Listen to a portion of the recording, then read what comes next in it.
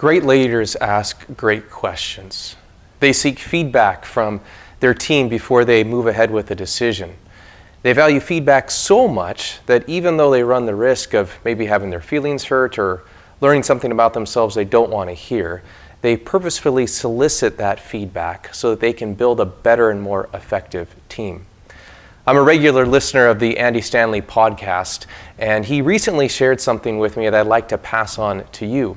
It comes from an episode that he had with one of his coworkers, Clay Scroggins, and he offers a question that every great leader chooses to ask.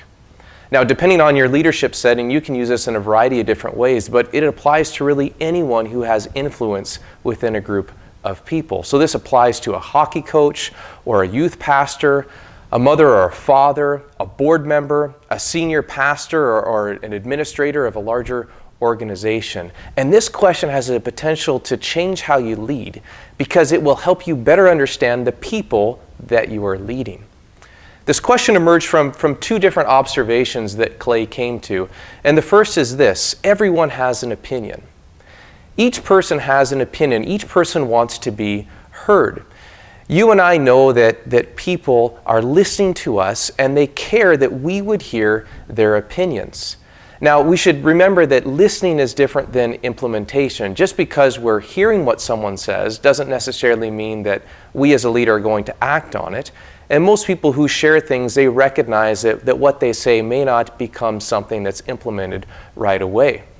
But most reasonable people have the same sort of expectation that they'll at least get a chance to share what's on their mind and contribute to what's going on in that larger discussion. And when a leader gives their team a chance to do this, it makes a tremendous difference to the culture of that group.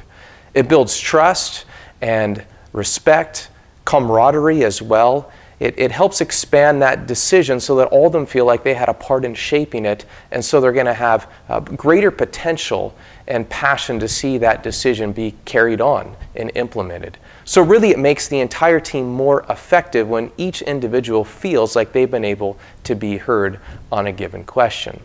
So this is the first observation. Everyone has an opinion, and great leaders recognize the value of listening and seeking the opinion of others before they move ahead in a certain direction. The second observation is that we live in an evaluation age. We love to critique, we love to come to conclusions on a number of different topics. I think in the time of world that we live in right now, we almost do this without even thinking about it. It's like we're wired for this. And we could look at a whole bunch of different examples through social media about how people are in the habit of posting their knee-jerk reactions about what someone said or a decision that was made or a worldwide event where we're just sort of wired to give our responses right away. So collectively, as individuals and various organizations, we're becoming more acclimated to giving our critiques and our evaluations and observing and giving feedback in all of these sorts of ways.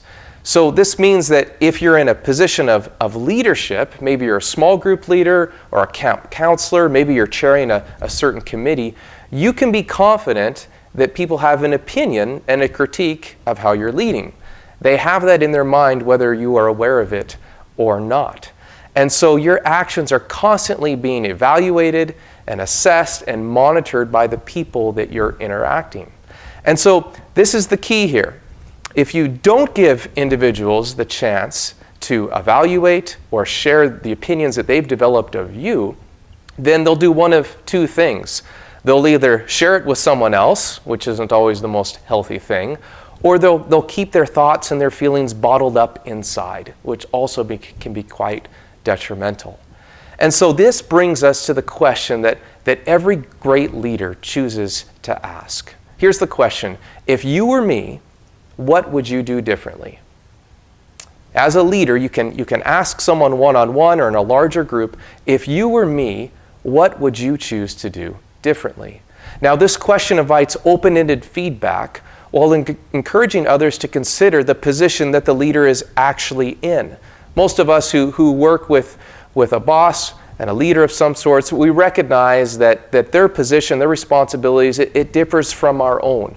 So we have to put ourselves in their position before we would offer them that feedback, which is a lot more difficult to do than just throwing out random advice and evaluation. So it takes some thinking on the team member's part.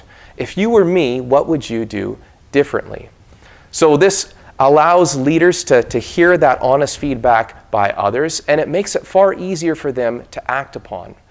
And as you ask this question more regularly, you'll begin to develop a culture of healthy evaluation and constructive team building. Without this sense of no one ever gets a chance to reply, no one gets a chance to speak into this issue, and being able to see the leader who's consistently open to the feedback of others just develops that rapport that is so healthy in an organizational culture. Most leaders don't want to receive feedback, but the truth is that every leader needs it. And so I encourage you to begin posing this question to the people that you are currently leading, because everyone has an opinion, and most all of us are constantly evaluating the things and circumstances and people around us. So do yourself and your team a favor by scheduling this question into your next team meeting or the next opportunity you have to speak with one of your coworkers one-on-one. You can ask it within the context of a specific project that you're working on.